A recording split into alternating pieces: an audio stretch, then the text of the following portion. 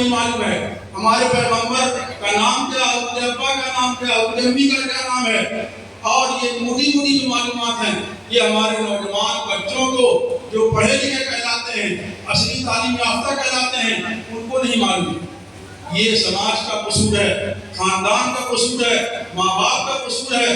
جس نبی کا پر تم ایمان لاتے ہو، جس نبی کی محبت کا دم بھرتے ہو، اس نبی سے اتنے ناواقف، اتنے جاہل اور اتنے ناآشنا کہ جب ان کا نام نہیں معلوم، ان کے کا نام معلوم ہے تو ان کی جائے پیدائش نہیں معلوم، اور اگر یہ بھی معلوم ہے تو ان کی تعلیمات نہیں معلوم، ان کی سنتیں نہیں معلوم، اور ان کی سنتوں کو اختیار کرنے میں ہمیں شرم آتی ہے، اتباع سنت کرنے میں اور رسول اللہ علیہ وسلم کی بات ماننے میں ہم کہتے ہیں کہ ہمیں شرم آ رہی ہے، ہمیں جو معاشرہ اس کی اجازت نہیں دیتا ہے۔ اگر ہم سنت پر عمل کریں گے، دین پر عمل کریں گے تو ہم بہت پیچھے چلے جائیں گے۔ آپ کے احکام پر عمل کریں گے، آپ کی تعلیمات مطابق زندگی گزاریں گے تو ہم کئی صدی پیچھے چلے جائیں گے۔ اور یہ یورپ کی طرف سے پروپیگنڈا کیا جاتا ہے کہ مسلمان جو پچھڑا ہوا ہے اور مسلمان جو کارواں سے پچھڑا ہوا ہے، مسلمان جو ترقی سے پیچھے ہے، اس میں سب سے بڑا دخل، سب سے بڑی کوتاہی اس کے دین کی ہے اور اس کے نبی کی سنت کی ہے۔ یہ ایسا مائنڈ بنایا جاتا ہے، ایسا پروگرام سیٹ کیا جاتا ہے کہ ہمارے مسلمانوں کو ایسا لگے کہ ہم جو دنیاوی اعتبار سے، مادی اعتبار سے پیچھے ہیں، اس میں سارا قصور اسلام کا ہے، اس میں سارا الزام اتباع سنت پر ہے۔ اگر ہم اسلام کو چھوڑ دیں، نعوذ باللہ، اگر ہم نبی کی سنت کو چھوڑ دیں، اگر ہم سچ کے بجائے جھوٹ بولنا شروع کر دیں اور فراڈ کرنا شروع کر دیں، دنیا کی طرح دجال بن جائیں، بے ایمان ہو جائیں اور لوٹنے بھسوٹنے کا مزاج بنا لیں، تو ہم دنیا میں بہت ترقی کر سکتے ہیں، بہت آگے بڑھ سکتے ہیں۔ اللہ تعالیٰ نے اس آیت کریمہ میں جو میں نے تلاوت کی ہے، فرمایا کہ کنتم تحبون اللہ فاتبعونی، اگر تم کو اس بات کا دعویٰ ہے کہ تم رسول پر ایمان رکھتے ہو، 100% کامل ایمان، طاقتور ایمان، اور تم کو اس بات کا دعویٰ ہے کہ تم ایمان کی وجہ سے رسول اللہ صلی اللہ علیہ وسلم سے محبت کرتے ہو اور آپ صلی اللہ علیہ وسلم کو اپنی ذات سے، اپنی اولاد سے، اپنے ماں باپ سے اور تمام لوگوں اور پوری کائنات سے زیادہ عزیز رکھتے ہو، تو اس محبت کا خالی دعویٰ نہ کرو، کھوکھلا دعویٰ نہ کرو، بلکہ محبت کا ثبوت پیش کرو۔ محبت کا ثبوت کیا ہے؟ کہ میری اتباع کرو، میری پیروی کرو۔ جب کسی کو کسی سے محبت ہوتی ہے تو آدمی اس کی اداؤں پر مت گرتا ہے، اس کی جو ہے ایک ایک ادا پر فدا ہو جاتا ہے۔ آپ نے لیلا مجنون کے بہت سے واقعات سنے ہوں گے۔ لیلا مجنون کی داستان بیان کی جاتی ہے محبت کی تاریخ میں اور محبت کے باب میں، اور کہا جاتا ہے کہ لیلا پر ایسا فدا ہوا، اس کا نام تھا فیض، لیکن لوگوں نے اس کو مجنون کہنا شروع کر دیا، اور نام کوئی نہیں جانتا ہے، محتم لوگ جانتے ہیں اور سب اس کو مجنون ہی کے نام سے یاد کرتے ہیں۔ لیلا انتہائی کالی کلوٹی تھی، سیاہ فام تھی، کوئی خوبصورت پری اور حور نہیں تھی، لیکن بہرحال کہا جاتا ہے جب دل آ جائے دیے پر تو پری کا چیز ہے، جب دل آ گیا اس کا مجنون کا تو بس دیوانہ ہو گیا۔ اور کیا کرتا تھا؟ لیلا کو کسی نہ کسی بہانے سے دیکھنے کے لیے، اس سے ملنے کے لیے وہ بیتاب رہتا تھا۔ وہ خود کہتا اپنے اشعار میں، وہ کہتا ہے آپ کو جب امور والد دیار دیار لیلا وقبل دل جدار بدل جدارا وما هم دیار شغفنا قلبی ولكن هو من سكن الديار۔ یہ مجنون کا کہنا ہے کہ میں لیلا کے دیار سے، لیلا کی گلی کوچے سے گزرتا ہوں تو کبھی اس دیوار کو بوسہ دیتا ہوں، کبھی اس دیوار کو چومتا ہوں، اور لوگ کہتے ہیں کہ جب اس کی گلی کے کتے کو پکڑ کے گود میں دیتا تھا، اس کو چومتا تھا کہ ہاں میری لیلا کی گلی کا کتا، اتنی محبت تھی۔ اور کہہ رہا ہے کہ مجھے ان در و دیوار سے محبت نہیں ہے، ان در و دیوار کے اندر جو رہنے والی ہے اس کی محبت میرے دل میں گھر کر گئی۔ کسی نے پوچھا احمق آدمی ہو، اتنی کالی گلتی ہے، تم اس پر فدا ہو گئے ہو، پوری دنیا میں بدنام ہو گئے ہو، اس اور اس کی محبت کو چھوڑ دو۔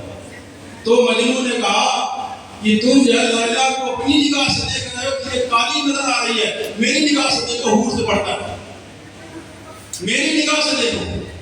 اس کے بعد نے چپت لگائی کہ چل کم توبہ کر لیلا کی محبت سے۔ تو اس نے کہا یا رب لا تسلطنی مبارا وَيَعْلَمُ اللَّهُ وَعَبْدًا قَالَ آمِينَ، اے اللہ لا الہ کی محبت میرے دل سے کبھی نہ نکال، اور اس دعا پر جو آدمی آمین کہے اللہ اس پر رحم فرمائے۔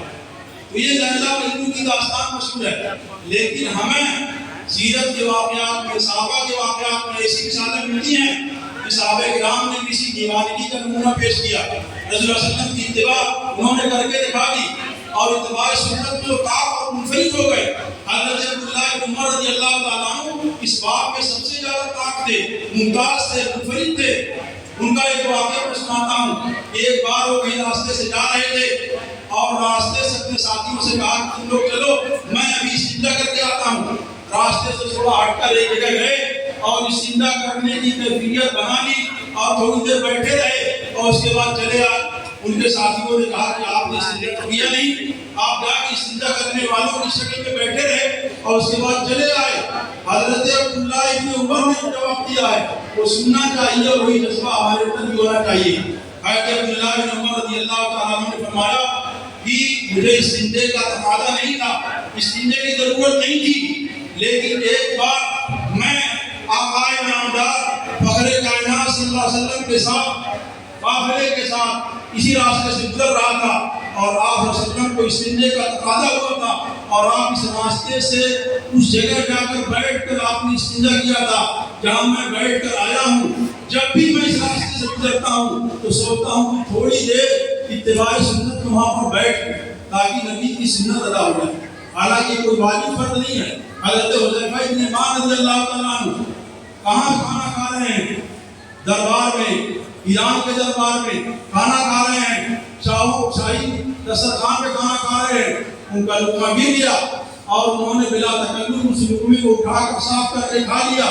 جب لوگوں نے انہی سے دھکا دیا اور کہا کہ تم کہاں پر ہو؟ شاہی دربار میں ہو اور ایران میں ہو۔ یہاں کے لوگ اس کو معیوب سمجھتے ہیں کہ لقمہ گر جائے آدمی کھا لے، وہ سمجھتے ہیں کہ اس کو کبھی کھانا نہیں ملتا ہے، یہ بہت بڑا پیٹو آدمی ہے، یہ بہت بھوکا آدمی ہے، یہ معیوب سمجھا جاتا ہے۔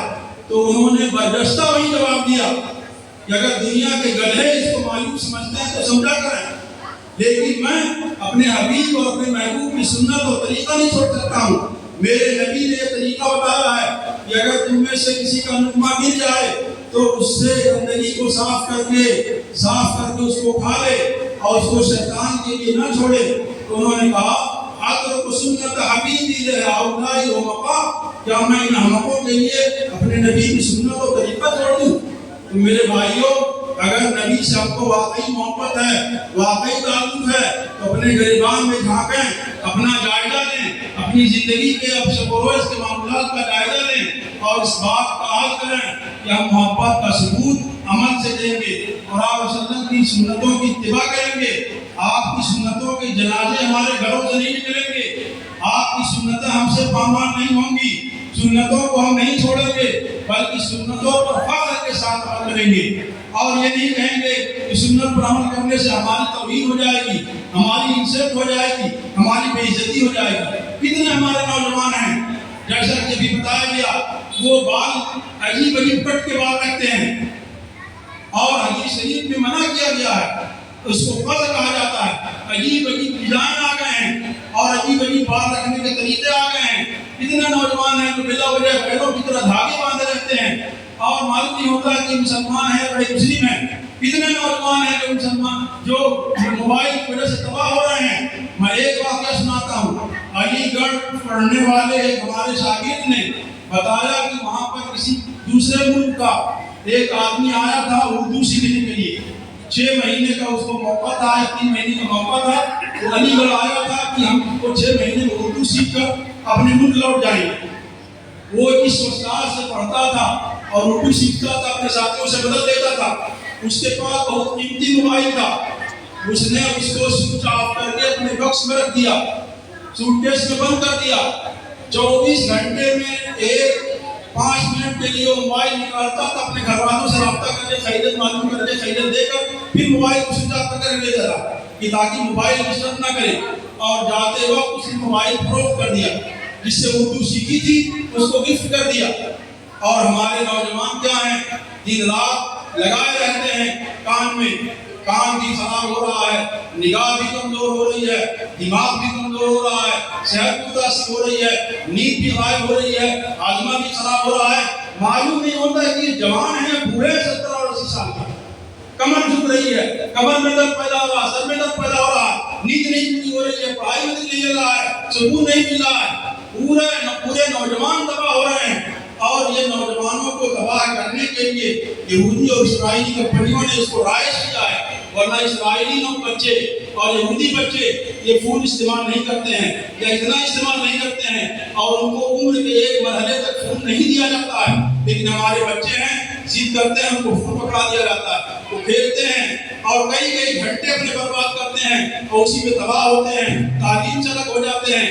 آپ صلی اللہ علیہ وسلم نے فرمایا من تشبہ بقوم فہو منہم. یہ ہم نے حدیث پڑھی تھی. آپ نے فرمایا کہ اگر کوئی کسی قوم کی مشابہت اختیار کرے گا تو انہی میں اس کا شمار ہوگا. ہمارے کتنے نوجوان ہیں جو تہذیب میں، کلچر میں، لباس میں، بناؤ شکار میں سنت سے اور اسلام کے طریقے سے ہٹے ہوئے ہیں اور معلوم نہیں ہوتا کہ مسلمان ہیں یا نہیں ہیں. عجیب طرح سے داڑھی رکھتے ہیں، عجیب طرح سے بال رکھتے ہیں، عجیب طرح کا لباس پہنتے ہیں اور معلوم نہیں ہوتا ہے کہ یہ بن کر رہنا کیا چاہتے ہیں. میں تو نوجوانوں سے کہتا ہوں وہ یہ فیصلہ نہیں کر پا رہے ہیں کہ ہم کو لیلا کے روپ میں رہنا ہے یا مجنون کے روپ اور شکل میں رہنا ہے. کبھی وہ لیلا کی طرح نظر آتے ہیں، کبھی مجنون کی طرح نظر آتے ہیں. پہلے تم یہ فیصلہ کر لو نوجوانوں کہ تم کو کیا پسند ہے. اگر لیلا کی شکل پسند ہے تو لیلا ہی بن جاؤ، اگر مجنون پسند ہے تو مجنون بن جاؤ. لیکن یہ بیچ کی ایک جنس ہوتی ہے، آدمیوں اور عورتوں کے بیچ کی ایک جنس نہ بنو. پتہ نہیں چلتا ہے کہ مرد ہے کہ عورت ہے کہ کیا ہے، اس کی کوئی نسل ہے. یورپ اور امریکہ نے ایسے وہاں پر بیوقوف ہو گئے ہیں اور ایسے عقل مند اپنے آپ کو سمجھنے والے ہو گئے ہیں. یورپ نے تو یہ معاملہ صاف کر دیا ہے. معاملہ یہ صاف کر دیا ہے کہ اگر کسی آدمی کو آدمی رہتے رہتے طبیعت اکتا گئی ہے تو وہ سرجری کرا کر عورت بن سکتا ہے اور پوری سرجری جو ہے اس کی کر کے اس کو عورت بنا دیا جاتا ہے. بچہ کرنے کی صلاحیت بھی پیدا ہو جاتی ہے. اگر کسی عورت کو عورت رہ کر بوریت ہو گئی ہے تو وہ جائے سرجری کرائے، اس کو مرد بنا دیا جاتا ہے اور باقاعدہ وہ مرد کی طرح ہو جاتی ہے اور مرد کی صلاحیت پیدا ہو جاتی ہے.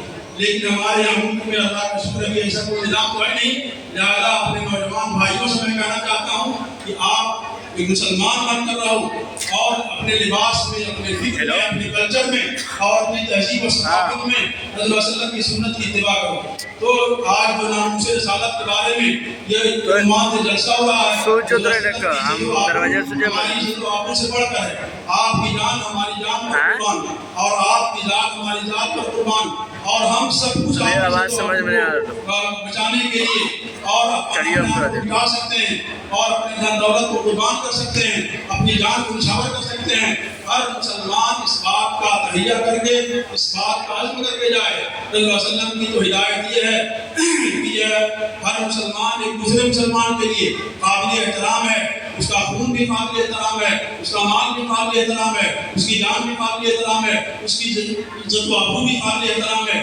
آپ کی تعلیمات تو ایک عام مسلمانوں کے لیے ہیں اور آپ صلی اللہ علیہ وسلم کے ذریعے سے اللہ تعالیٰ نے جو آیت نازل فرمائی ہے اس میں پیغام دیا گیا کہ کسی دین کو برا بھلا نہ کہو اور ان لوگوں کو برا بھلا نہ کہو جو اللہ کے علاوہ کسی اور کو پکارتے ہیں. کہیں ایسا نہ ہو کہ دشمنی میں یا پلٹ کر وہ تمہارے اللہ کو گالی دے دے، تمہارے دین کو برا بھلا کہہ دے. تو ایسا دین جو کسی کی برائی اور کسی پر زبان درازی اور کسی کے بارے میں تنقید کی تعلیم نہیں دیتا ہے اور احترام انسانیت سکھاتا ہے کہ بحیثیت انسان قابل احترام ہے، اس کی جان بھی قابل احترام ہے، اس کا مال بھی قابل احترام ہے اور اس کی عزت و آبرو بھی قابل احترام ہے.